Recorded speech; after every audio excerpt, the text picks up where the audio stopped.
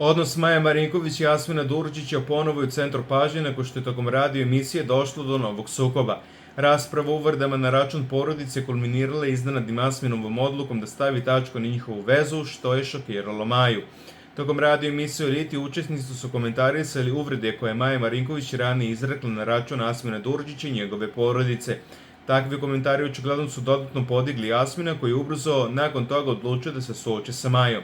Njihov razgovor počeo sasvim običnim pitanjem, ali se vrlo brzo pretvorio u raspravu. Hoćeš da promenimo posteljinu, pitala je Maja. Ne, od danas ti si slobodna devojka.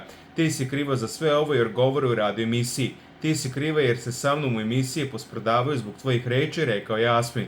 Maja nije ostala nema na njegove optužbe, već ga je podsjetila da je i on ranije iznosio uvrede na račun njenog oca.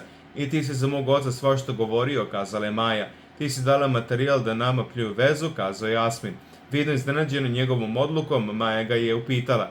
Jel ti mene sad to provociraš, upitala je Maja. Ajde lagano, samo uživaj. Sve si ovo ti napravila, dodao Jasmin.